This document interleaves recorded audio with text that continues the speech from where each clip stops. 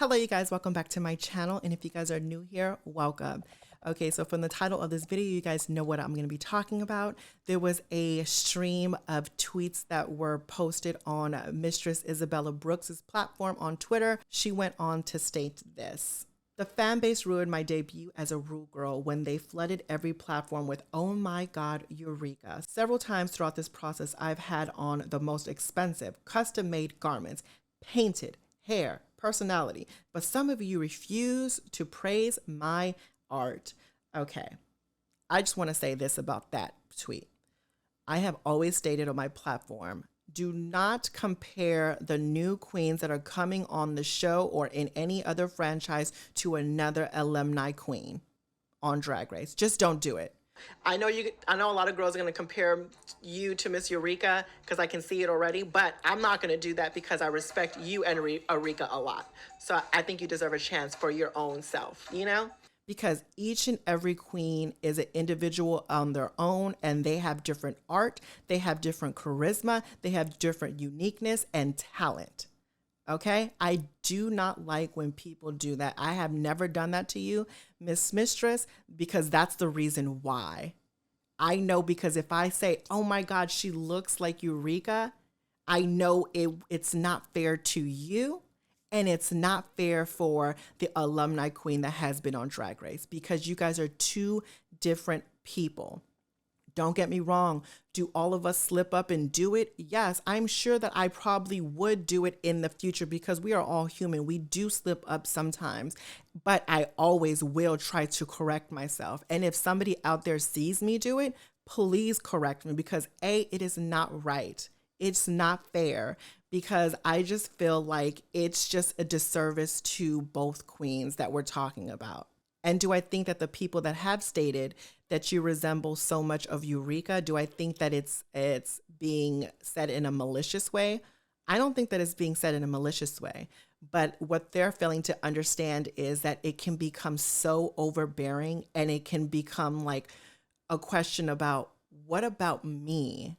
Why can't you see me? Why can't you see what I'm going to bring? You took that away from me.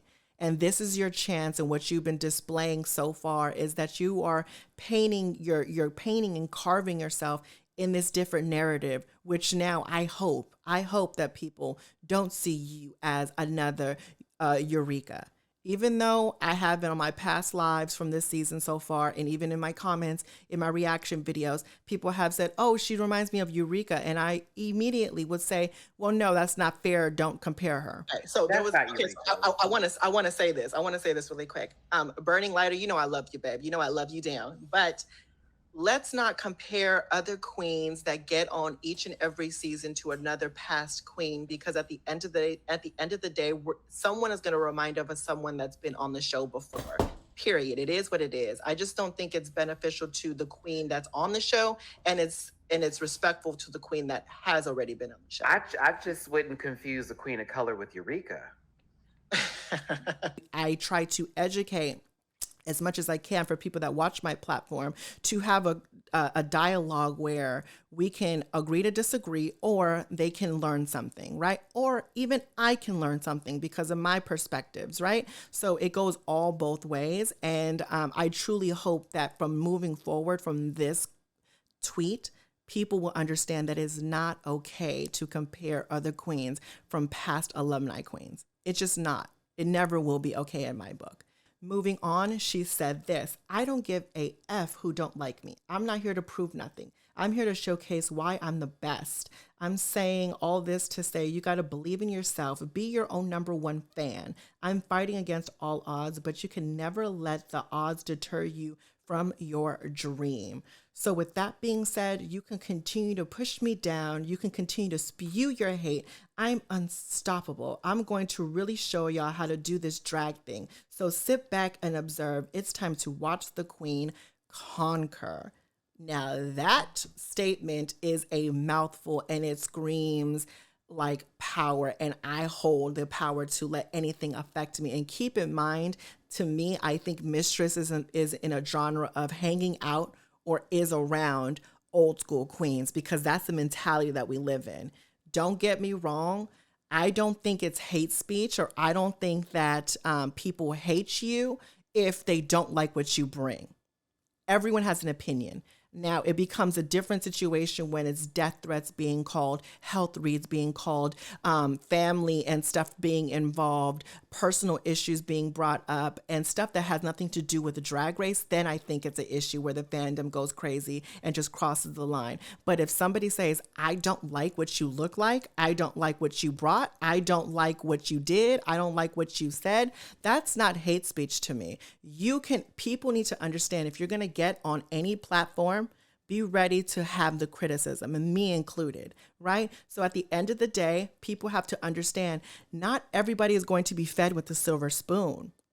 And I think this generation is built on just, we cannot say anything negative to somebody that they know that they won't like. Because if that's the case, we got to cancel them. I don't believe in cancel culture. Never have, never will, because I think that people will mess up, will make mistakes as a human being, but it's for the person to learn from these experiences and not just cancel them off the place of this earth, right? So, I mean, that's just my opinion with that. But to say all that, I am excited to see what you bring, because I know you're going to bring it, and you're going to make the girls know, just like you have been making the girls know so far. And I think you're a phenomenal queen that's going to stand out from all franchises of Drag Race history, because you can bring the A game. You have that charisma, uniqueness, nerve, and talent. And I'm excited to see what you're going to bring throughout this rest of the season, which I think you're going to go very far. Probably the top 4 in my opinion. So don't pay attention to none of these haters. If anything, all you got to do is say, honey, don't tell me, zell me. This is what it is. If you guys want to get one of these hoodies, definitely hit up my website, ValeryVision.com. Listed down in the description, so make sure you check that out.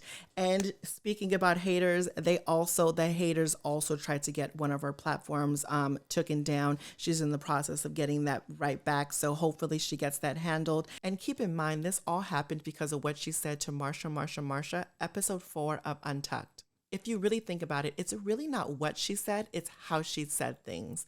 And to be honest, what she said was not wrong. And I personally would like a friend like that. Somebody that's going to give it to me real, authentic, and no sugarcoating involved. The fan base got their panties in a bunch and did not like the way she supposedly treated Marsha. So they thought she was bullying her. But the reality of the fact that she wasn't. She was being herself and being real and authentic with her, sharing her advice and constructive criticism with someone that they can improve later on in the future. But at the end of the day, the fans don't want to see that, because they're so busy trying to root for their favorite. They're not trying to understand the message that Mistress was trying to give Marsha.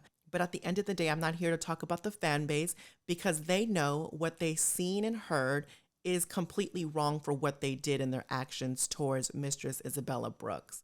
So with that being said, sending you nothing but love, Mistress Isabella Brooks, as well as other queens that have gone through this as well. And for future queens, please don't let these people get under your skin. This is what comes with the territory. Have a tough skin, and just be prepared for all of this. Mentally be ready for all of this, because it's no joke.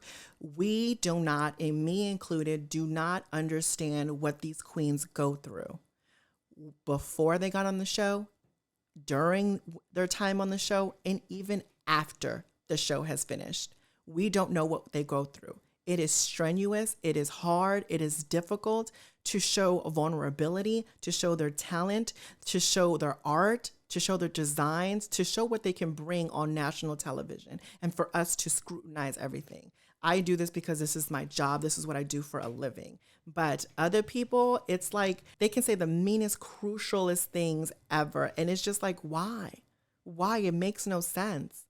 Just to get likes, or just to get a good kiki in. And most of the time, those are behind like blank pages. It's ridiculous. So please, future queens, be mentally ready for this, because it's a crazy ride. It's a crazy ride. But that just concludes everything I have to say about this. I hope everyone, nothing but love, positivity, health, and wealth the queens on this season and the past queens and future queens to come, okay? And you guys, my family up on here, sending nothing but love. Thank you all for the love and support, you guys. All of my social medias, my Patreon, my website, and my P.O. box are going to be listed down in the description. And if you guys have been loving my content lately, give this video a thumbs up, because a thumbs up goes a very long way. Hit that subscribe button and that notification bell so you know exactly when I upload. And if you want to join my YouTube membership family, just click the join button right next to my name underneath this video. And of course, like always, life is your vision. It is whatever you make it, as long as you make it freaking fabulous. Until the next one, you guys. Bye.